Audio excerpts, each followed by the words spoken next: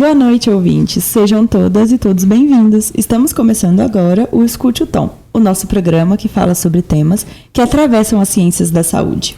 Lembrando que todas as quartas o Escute o Tom é um espaço de conversa, aprendizado e troca, onde abordaremos importantes temas sobre a saúde da população negra. Hoje, aqui quem fala sou eu, Thaís Alves. E eu, Matheus Zacani, para continuarmos falando um pouco sobre saúde popular e lideranças negras locais. Então, retornamos aqui com a deputada Dandara. Boa noite, Dandara. Boa noite, alegria estar aqui, gente. Obrigada. Boa noite, Matheus. Boa noite. E a gente gostaria de começar perguntando um pouco sobre as suas pesquisas, que abordam a mulher negra na universidade, evasão escolar, questões étnico-raciais na educação. E a gente queria saber um pouquinho o que esses estudos mostraram, principalmente os impactos reais das cotas na permanência estudantil. Olha, eu entendi que não basta só garantir a entrada, tem que garantir a permanência. Muitas vezes o que nós chamamos de evasão escolar, na verdade, é um processo de exclusão escolar. As pessoas que não têm condição objetiva de conseguir pagar a passagem, o almoço, o livro, comprar o kit de instrumentos daquela disciplina, né? E que se a gente quer, de fato, fazer com que a educação transforme a vida das pessoas, nós temos que garantir entrada e também permanência. Por isso, a assistência estudantil é tão importante. E quando entra e permanece, a nossa presença na educação altera muita coisa. Na sala de aula, nós trazemos outras referências epistemológicas, autores, conceitos, outros debates. Nós diversificamos, inclusive, as ementas das disciplinas, o que está sendo pesquisado. Nós saímos do lugar de objetos de pesquisa para sujeitos da pesquisa. Então, não é mais ir lá estudar os saberes e práticas tradicionais do terreiro, não é mais só ir lá coletar as informações do congado, dos territórios em que nós estamos. É a gente dizer por nós como é que as práticas de saúde estão também nos nossos territórios, né? Então, eu acho que é uma presença muito transformadora. É claro que tem gente que defende que deve primeiro melhorar a qualidade da educação para depois trazer os cotistas. Eu sou radicalmente contra essa ideia. Até porque eu acho que a gente não vai conseguir ter uma educação rosa, perfeita, brilhante, né, sem nenhum defeito, e depois vai entrar. Sim. Isso é uma coisa que não vai acontecer na nossa realidade. Pelo contrário. Quando a gente entra, a nossa presença provoca outros debates. A gente não tinha a luta de assistência estudantil tão forte há 20 anos atrás, porque essa não era uma demanda tão grande dos estudantes, porque não existiam as cotas. Com a nossa presença é que a demanda de moradia, alimentação, transporte, subsídios para materiais, que se tornou realidade. Então, eu acredito que a nossa presença transforma, produz outros debates, e esses debates eles vão virando lutas, reivindicações, e a gente consegue até transformar em política pública, que é o que nós fizemos agora com a assistência estudantil. Não é mais um programa pontual de governo. Nós aprovamos a assistência estudantil enquanto uma política nacional e destinamos, inclusive, a origem do financiamento, que é o Fundo Social do Pré-Sal. É interessante falar sobre isso, né? Porque eu tenho até conhecidos assim que falam, nossa, mas assim, já tem as cotas para entrar. Aí tem que ajudar a ficar, tem que pagar para comer, tem que pagar para morar. Sim, precisa. E ainda é pouco. Porque se a gente for colocar na ponta do lápis o que a escravidão fez com a gente, com o nosso povo, minha amiga, nos devem até a alma. E deviam bater o joelho no chão e louvar o Senhor. Que nós estamos lutando por reparação, igualdade, equidade. Porque o dia que a gente quiser se vingar, misericórdia. A gente fala bastante dessa questão de que a vivência modula muito a prática profissional da pessoa. Então, se uma pessoa negra hoje se tornar médica, né, a prática dela muda bastante. Da pesquisa e também dessa questão de criação de políticas públicas voltada justamente ao povo que ela representa, né? Sim. A gente fala bastante de representatividade. Tanto é que a gente tem uma outra pergunta, né, de que no último dia 26 de novembro agora, Brasília recebeu a Marcha das Mulheres Negras, que foi um evento de grande potência simbólica e política. E a gente gostaria de ouvir um pouco sobre o que essa marcha pode representar para reforçar as pautas de saúde, direito e visibilidade das mulheres negras no país, especialmente nesse contexto atual que a gente vive. Trem demais, meninas. Mas olha, eu estava há 10 anos atrás na primeira edição da marcha. E a gente marchou por bem viver, por justiça, reparação. E tem um salto de qualidade gigantesco entre uma década e outra. A gente há 10 anos atrás tinha a Benedita da Silva, deputada federal gigante, maravilhosa. Hoje nós temos uma bancada que a gente chama de bancada Benedita. Já somos 12 mulheres negras atuantes, construindo, transformando os espaços de poder. Isso é fruto também desse processo de articulação. A marcha que aconteceu no dia 25, ela não é só um ato em Brasília. A marcha é toda uma organização que mobiliza mulheres negras nos territórios, cria redes de conexão. A mulher empreendedora, a mulher autônoma, a mulher trabalhadora, a mulher mãe de família, elas passam a se conhecer, se falar e produzir construção política nos seus territórios. Isso muda o mundo e a vida dessas mulheres negras. Nós temos um processo de organização permanente, que não é só pontual para ir marchar em Brasília. E as reivindicações desse ano foram em torno do bem viver e da reparação, justamente porque nós queremos construir mais políticas públicas que combatam o racismo e o machismo estrutural na nossa sociedade. Nós precisamos reconhecer que um país que teve quase 400 anos de escravidão, a opressão é estrutural. Por isso a desigualdade tem cor, a pobreza tem cor. Combater hoje a desigualdade tem que ser combater o racismo. No dia 13 de maio, quando a princesa Isabel assinou a Lei Áurea, só aboliu os crimes que os senhores de Gil cometeram contra a humanidade. Nós não recebemos acerto, férias, 13º, seguro-desemprego. Por isso que estamos ainda, em pleno 2025, ainda falando de reparação histórica, de reparação econômica, de reparação da escravidão. Porque isso nunca aconteceu. Nesses pouco mais de 100 anos, o Estado brasileiro organizou ainda um conjunto de leis para continuar mantendo a hierarquia de privilégio. Gente, olha o que foi criminalizar o samba, criminalizar a capoeira. Olha o que é até hoje essa tal guerra às drogas. Direitos e igualdade é algo que nós estamos tentando construir a duras penas, mas ainda não chegou para o nosso povo como a gente realmente precisa. E essa marcha foi reivindicar que a gente tenha um fundo de financiamento para esse bem viver. Bem viver para a gente é a população negra ter acesso à terra, moradia, titularização, é ter acesso a um SUS de qualidade, é ter acesso à alimentação saudável enquanto direito. Bem viver é a gente conseguir universalizar o acesso à saúde mental, ter mais psicólogos nos nossos postinhos, ter acesso a esse importante atendimento de forma, universal. Bem viver para a gente é ter acesso à educação antirracista, é ter acesso a livro didático, a bolsa de assistência estudantil, é ter busão 0800. Bem viver é combater o feminicídio, a violência doméstica. Então a Marcha das Mulheres Negras apresentou inclusive um manifesto, uma carta de reivindicações em que a reparação é irmã do bem viver, elas andam de mãos dadas para a gente ter condições dignas de vida no nosso país. E percebam que a agenda da marcha, ela é uma agenda para as mulheres negras, que atinge diretamente a população negra, mas que é também para toda a nossa sociedade. Quando a gente fala em ter condições dignas de trabalho, em ter um SUS com mais financiamento, em ter esse busão 0800, isso vai melhorar a vida de toda a população. Por isso eu tenho muita antipatia quando falam que a gente é identitário, que a gente faz políticas públicas específicas. Pelo contrário, nós construímos políticas universais, porque nós é que olhamos e enxergamos toda a sociedade, toda a diversidade do povo brasileiro. Universalizar não pode significar reduzir. Sim. Pelo contrário, tem que ser enxergar tudo que nós somos enquanto povo brasileiro. Realmente.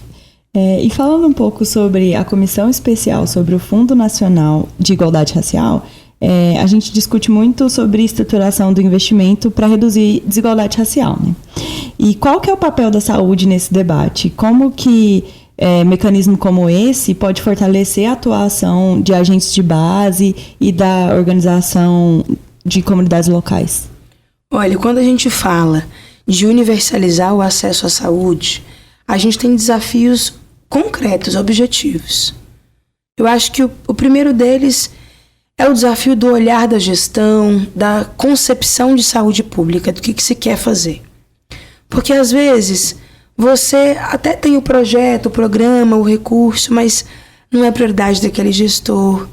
Aquela concepção de política pública está muito hospitalocêntrica, eles estão com um olhar muito mais voltado, né, para outras áreas da saúde. Então, a concepção de saúde ela é fundamental. Segundo, o financiamento da saúde. O financiamento para você chegar na ponta onde realmente mais precisa. Esse fundo ele pode nos ajudar com isso.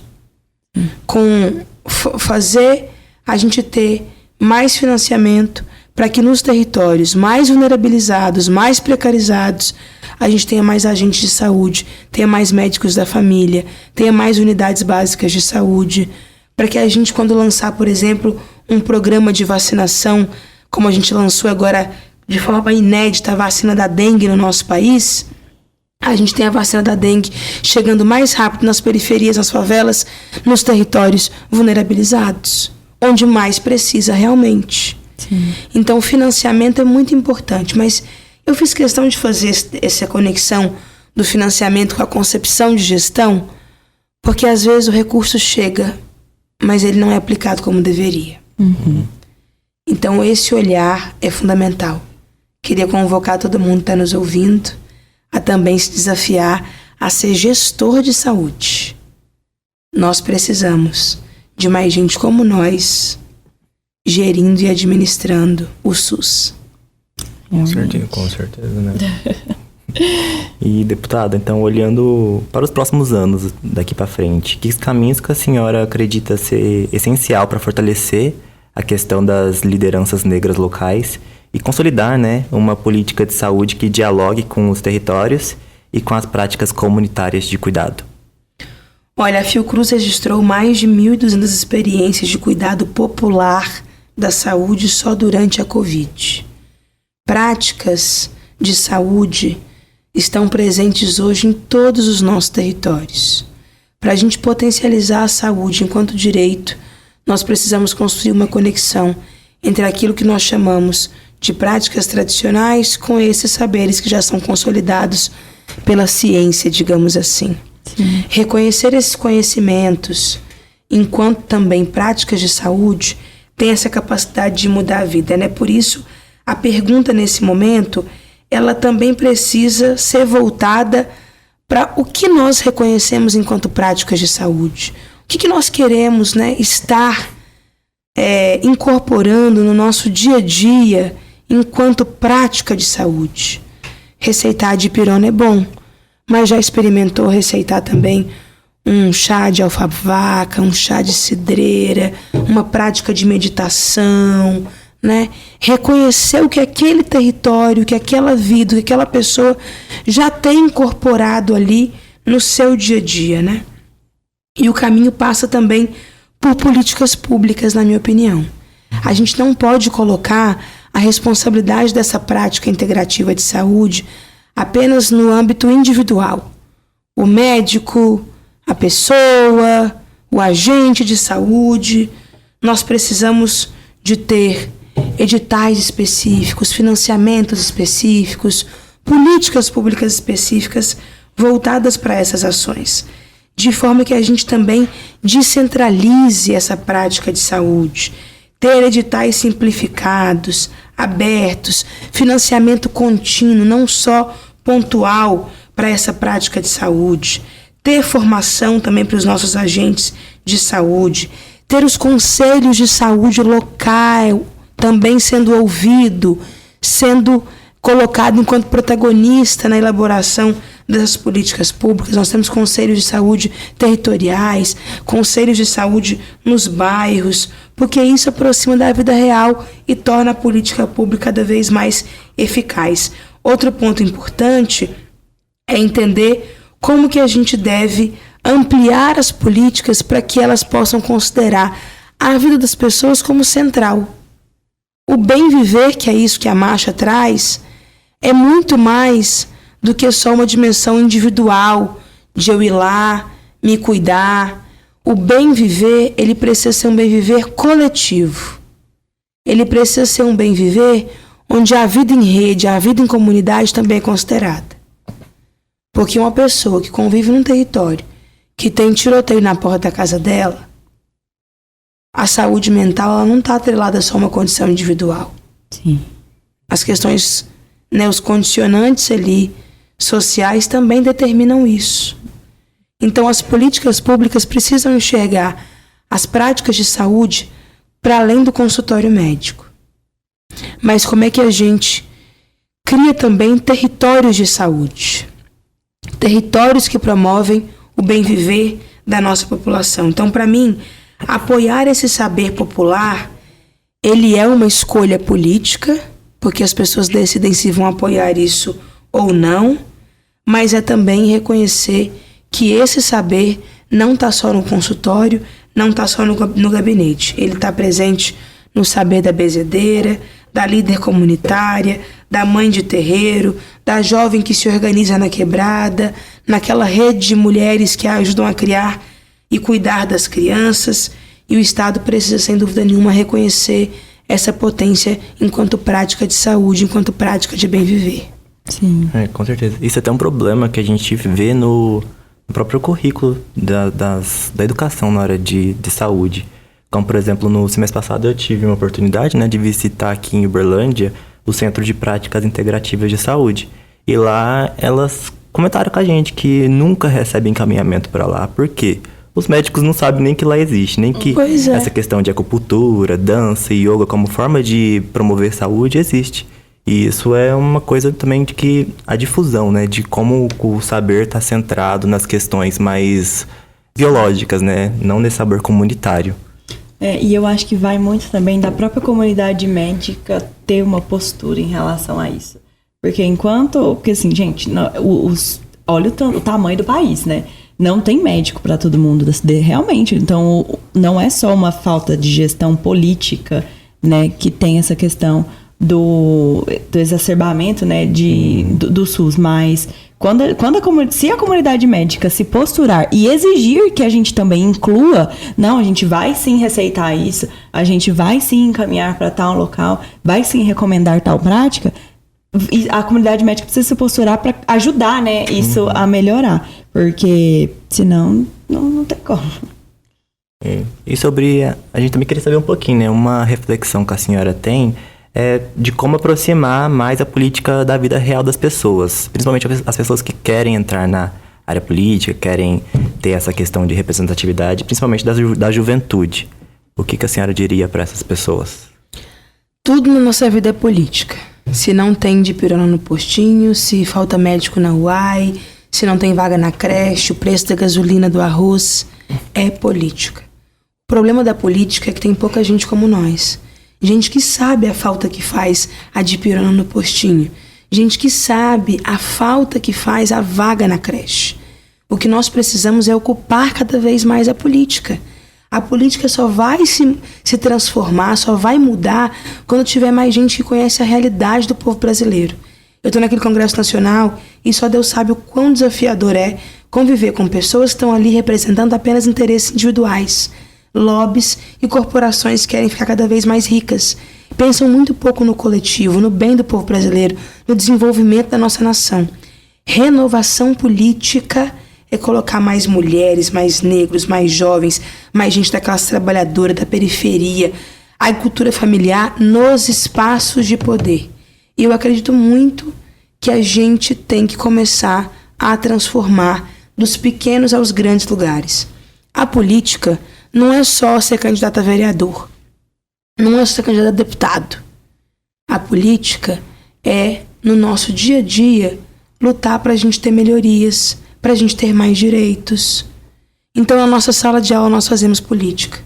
No nosso local de trabalho nós fazemos política. No ônibus a gente faz política. Nós temos que construir e fortalecer cada vez mais lideranças. para que a gente tenha mais pessoas negras ocupando espaços de poder na sociedade. Lideranças não surgem do nada. Lideranças são construídas. Eu estou muito feliz de estar aqui diante de 2 lideranças, Matheus e Thaís. Que a gente consiga cada vez mais ocupar espaços de poder e decisão. Espaços de representação. A gente tem que olhar e enxergar nas pessoas o potencial e ir estimulando isso. E entender que se a nossa presença incomoda, nós estamos no caminho certo. Porque nós viemos para incomodar. Então, por mais difícil que pareça, continuem. Nós precisamos uns dos outros, cada um nos espaços em que nós estamos. Nós não podemos ser os primeiros e os únicos, nem os primeiros e os últimos. A nossa responsabilidade é abrir caminhos para que mais de nós possam entrar. A nossa tarefa só vai estar concluída quando a gente conseguir realmente colocar mais gente como nós nos espaços de poder. A gente precisa enxergar a potência do que a gente faz e a importância do que nós somos. Então, quando estiver difícil e vocês estiverem pensando em desistir, acho que não é para mim, lembra daquela criança negra que entra no consultório e olha para você? Se você estiver inspirando uma pessoa, já vai estar valendo a pena. Já tem sentido a sua caminhada. Então, segue firme. Pode deixar, não vamos desistir. Eu queria fazer uma pergunta, que eu sei que a senhora compõe, né, a Comissão da Amazônia e dos Povos Originários e Tradicionais, e eu gostaria de saber como que as práticas de cuidado tradicional desses povos pode inspirar políticas de saúde mais humanizadas. Olha, o olhar que os nossos povos e comunidades tradicionais têm para a natureza tem que realmente nos inspirar e nos estimular na nossa prática.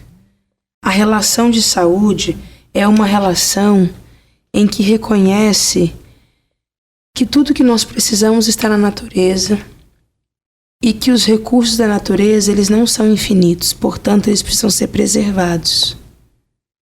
A relação que quilombolas, indígenas, ribeirinhos têm com a planta, com a folha, é de muito respeito. É de uma interdependência. Nós dependemos dela, ela depende de nós. A mesma coisa a relação com as águas, com os rios. Uma relação que entende que sem água não tem vida, sem vida não tem água. Então, nós estamos conectados com esse planeta. Não tem planeta B.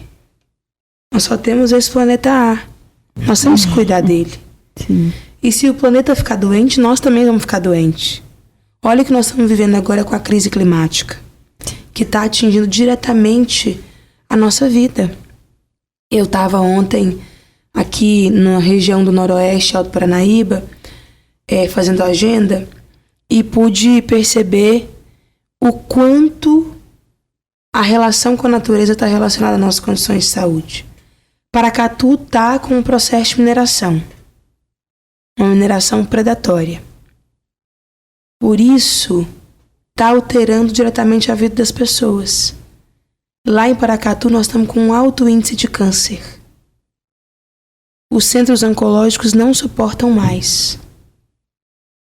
Nós sabemos que o pó que está correndo no ar também está influenciando diretamente essas condições respiratórias, né, das pessoas.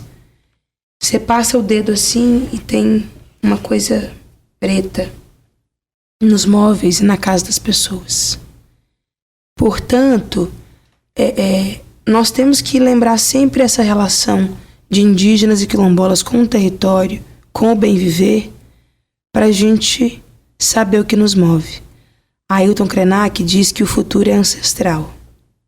Para olhar para frente, nós temos que olhar para trás. A solução é aqueles que vieram antes de nós que têm.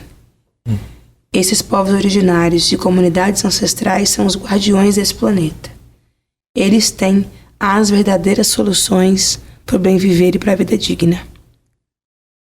Sim.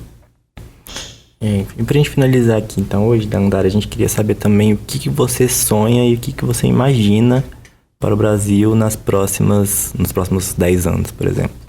Eu sonho que com um dia que a gente possa ter uma presidente do Brasil negra, que a gente possa ter mais pessoas negras no espaço de poder e decisão.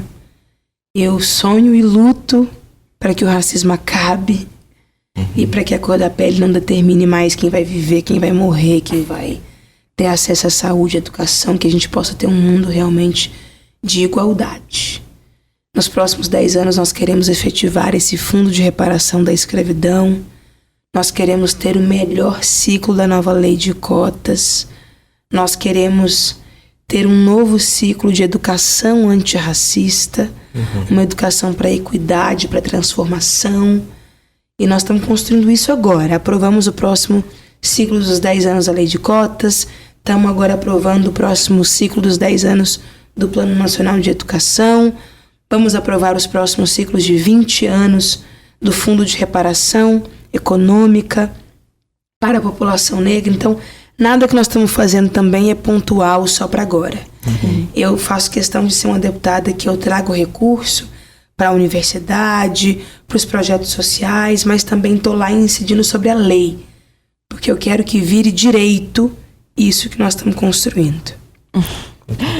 Bom, Dandara, a gente já está finalizando o nosso episódio, deixamos o microfone aberto para qualquer coisa que você queira falar, algum agradecimento.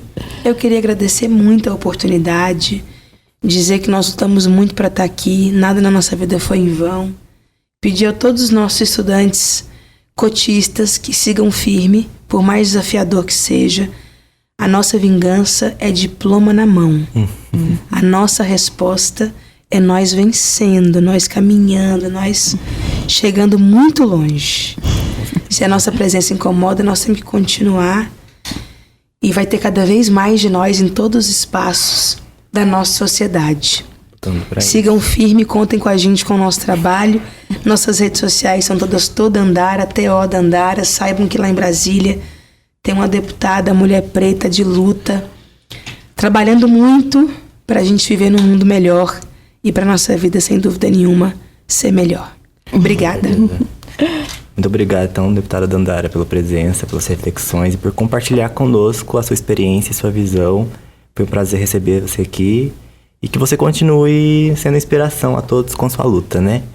E a você que nos ouviu até aqui, nosso agradecimento especial. E semana que vem temos de novo, não é, Thaís? Com certeza, estaremos aqui na próxima quarta, no mesmo horário. E nos sigam pelas nossas redes sociais, @afrosaudeufo. E é isso, muito obrigada, boa noite. Boa noite. Tchau, tchau, gente.